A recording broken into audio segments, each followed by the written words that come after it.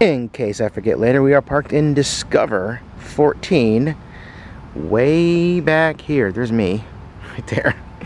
We have quite a walk.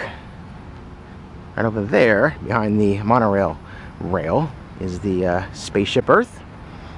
And Spaceship Earth happens to be the topic of today's story.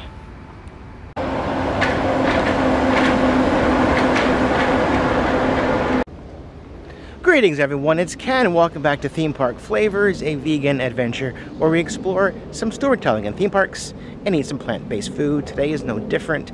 Today we're here at EPCOT Center. It's the opening weekend of the International Food and Wine Festival. Lots of plant-based options to sample and try. And while we're here, we're going to look at Spaceship Earth and talk about the origins of Spaceship Earth that began back in 1969.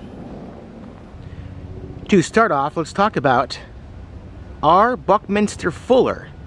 He was born in 1895. He was an American architect, a designer, an inventor, a philosopher, and a futurist. He published over 30 books, and he's the person who popularized the term Spaceship Earth. Alright, we are in, first things first, Festival Passport.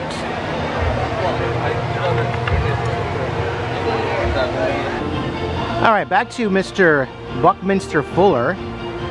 He created many things in his time, including the creation of the geodesic dome, which is, well, what we're looking at right now.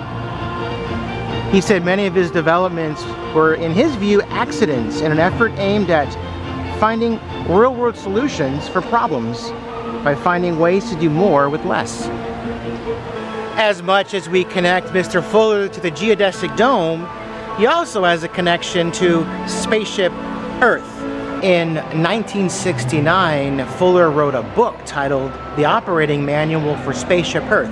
He believed we, as humans, were the stewards of this spaceship, and we needed to have an operating manual to keep us on track, to teach us how to manage, preserve, and sustain our ship. Now, if you know anything at all about the dark ride that is Spaceship Earth, then you know that it's a ride that explores the history of communication and human inventions. And it promotes EPCOT's founding principles, a belief and pride in human ability to shape a world that offers hope to people everywhere. Yes, Spaceship Earth is all about human ingenuity, inventions, and the progression over time, specifically with technology and communications. And Fuller's book also mentions just that. It gives the example. If you're thirsty and you want to take water and put it in your mouth to drink, well, you could use your hand, but a hand is not sustainable. That's where human intellect steps in. Maybe you invent a spoon, and a spoon turns into a pail. And then how are you going to carry those heavy pails? He talks in the book about how man invented the lever and how that lever has progressed over time to help lift up heavier units of water to not only drink but transport. That turns into pulley systems and levers and pulleys. Eventually we build dams. You get the idea, right? So I kind of like that idea of human ingenuity, and it's right here at our Spaceship Earth. Alright folks, I'm getting a little rumbly and tumbly, so it's time for snacks. Before I do, let's end with a quote from Mr. Fuller. He says, "I live on Earth at present, and I don't know what I am. I know I am not a category. I'm not a thing, a noun. I seem to be a verb, an evolutionary process, an integral function of the universe."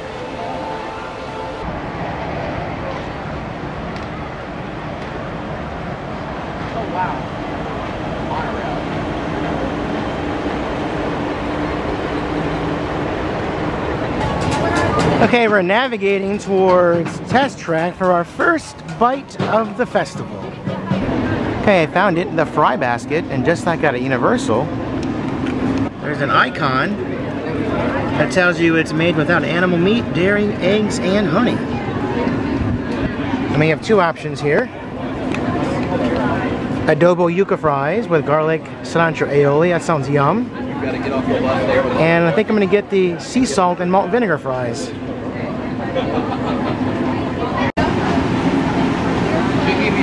Hi. I do love adobo, and I love cilantro and garlic, so it should be really tasty. I chose to only get the one order of the yuca fries. I'll let you know how they are in a second. Oh, those are so good. I forgot that yuca fries are a little denser than a typical potato fry, but super duper pillowy on the inside, nice and crispy on the outside. First bite is a winner. I mean, that seasoning on the outside of these fries is absolutely divine. It's so savory and so flavorful.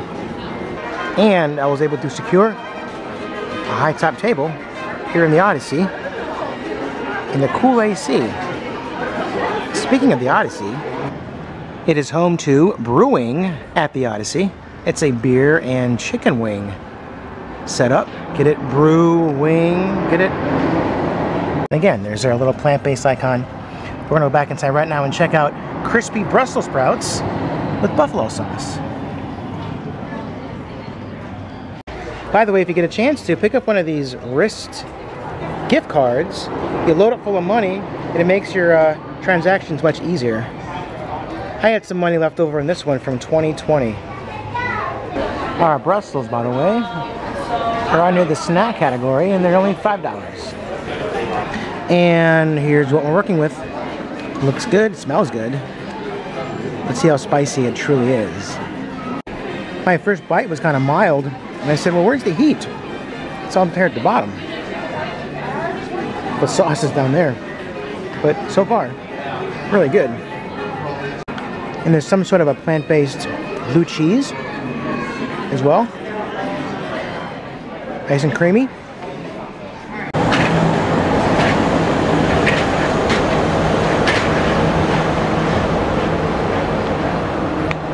That is a great way to kick off this year's Food and Wine Festival. The bad news is I'm stuffed, I'm full. Can't eat another bite, and I'd hate to force myself to eat just for the sake of eating. The good news is though, those two first bites were absolutely delicious.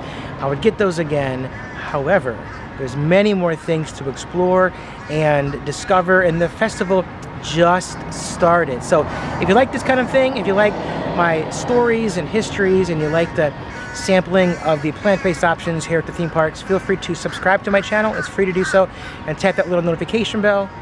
Share if you care to, and I'll see you guys in the next video. Oh, check this out. Before COVID, Disney was encouraging people to reuse their single-use utensils at these festivals. So I bought myself a little Remy spork inside. It was $2.50. I'm gonna get a little carrying case for them. Next time I come back, I can reuse this instead of using a single-use fork or spoon every time. Pretty cool. Now, it wouldn't be a trip to Food and Wine Festival without the Jammitors. Let's let the Jammitors take us home. Take us home, fellas.